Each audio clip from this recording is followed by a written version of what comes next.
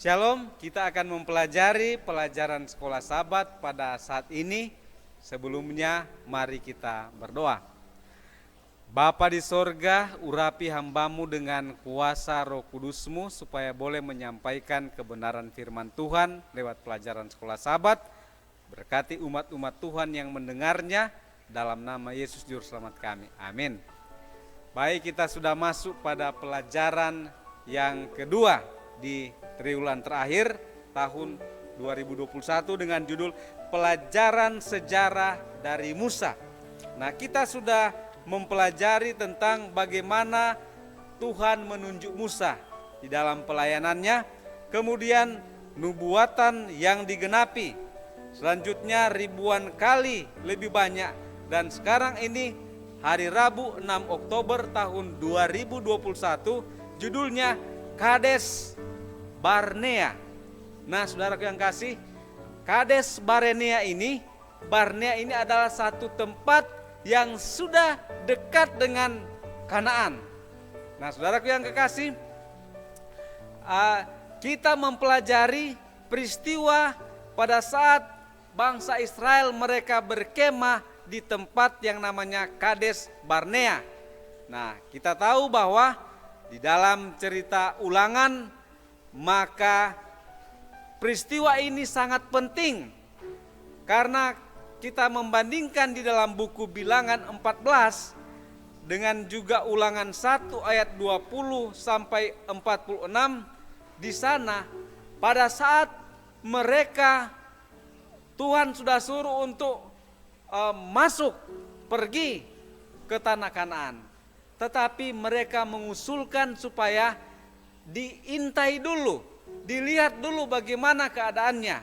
Akhirnya dipilihlah 12 orang pengintai.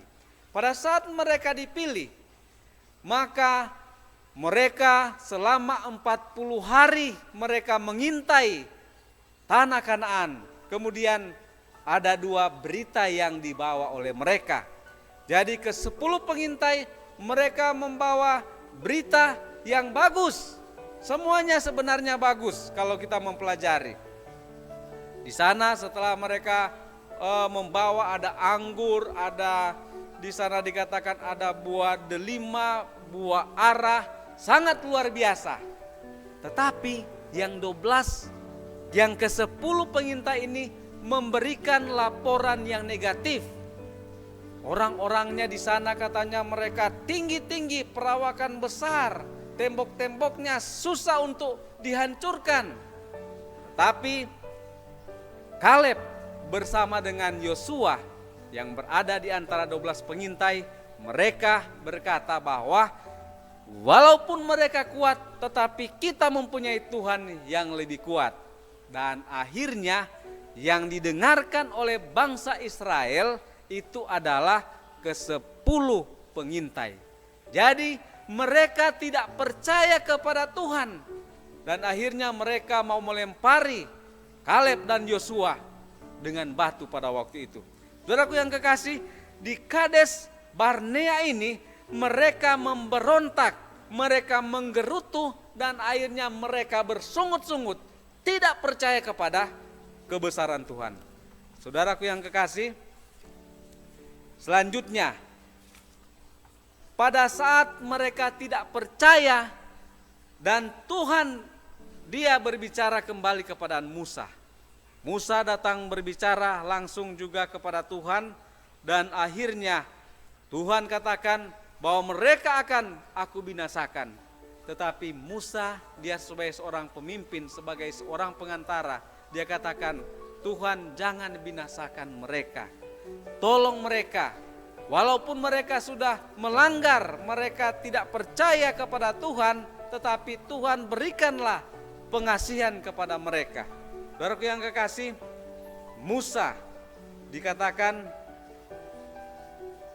dia memberikan satu komentar bahwa karena Tuhan tidak sanggup untuk memimpin bangsa Israel, jadi nanti akan dikatakan oleh bangsa-bangsa, dan akhirnya Tuhan menyembelih mereka di padang gurun di dalam Bilangan 14 ayat yang ke-16. Tetapi saudaraku yang kekasih, di sini kita bisa melihat satu tema bahwa Allah harus dimuliakan dalam hidup umatnya, dan bahwa kemuliaan dan kebaikan dan kasih dan kuasa Allah harus dinyatakan juga di dalam gerejanya melalui apa yang dilakukan lewat umatnya. Dan tentu saja itu tidak selalu mudah untuk dilakukannya. Dan pada akhirnya Allah akan dimuliakan melalui tindakannya di atas bumi.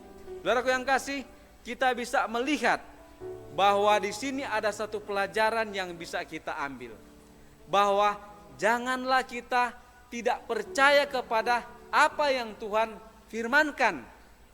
Hamba Tuhan Ibu Ellen G. White di dalam buku Sejarah Para Nabi jilid 1 halaman 456 paragraf yang kedua dikatakan, tetapi apabila manusia menyerahkan hatinya kepada sikap tidak percaya, mereka menempatkan diri di bawah pengendalian setan.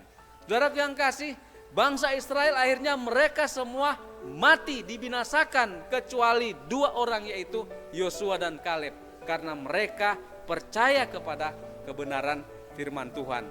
Saudara yang kasih, marilah kita percaya kepada apa yang Tuhan sampaikan lewat kebenaran firman Tuhan. Karena pada saat kita percaya, maka mujizat-mujizat akan kita terima.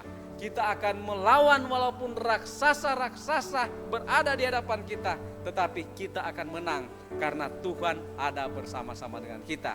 Dan aplikasinya di dalam kehidupan kerohanian, karena Yosua dan Kaleb mereka tetap percaya kepada Tuhan, mereka dan keturunan mereka lah yang masuk ke dalam tanah Kanaan.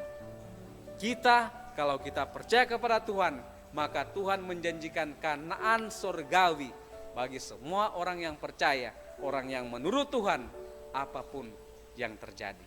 Kiranya Tuhan memberkati. Amin.